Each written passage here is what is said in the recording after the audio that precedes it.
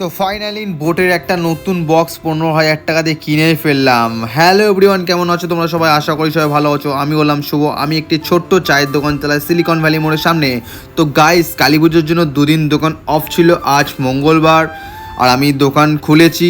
আর sorry, দুদিন না, একদিন অফ ছিল, সোমবার, আর রবিবারে আমি দোকান খুলেছিলাম কালী পুজোর আগের দিন।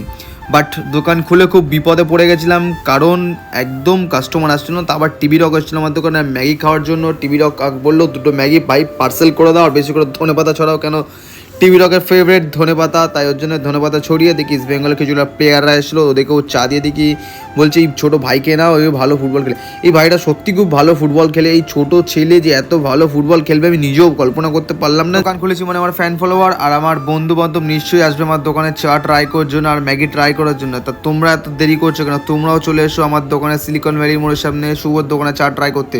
আর চলে এলাম দাদার দোকানে, ভাবছি 17 Pro Max কিনবো, কিন্তু না, একটা বোটের বক্স কিনে বাড়ি চলে যাবো। আর অত টাকা নেই আমার কাছে, তার জন্য ফাইন্যান্স করি একটা বক্স কিনে নিলাম তোমাদের জন্য, যেহেতু তোমরা এসে আমার দোকানে একটু রিল্যাক্সে বসে গান শুনতে পারো আর এনজয় করতে পারো, তাই তোমাদের জন্যই সব। চলে এসো আমার দোকানে সিলিকন ভ্যালি মোড়। বাই বাই সবাইকে, সবাই ভালো থেকো, সুস্থ থেকো।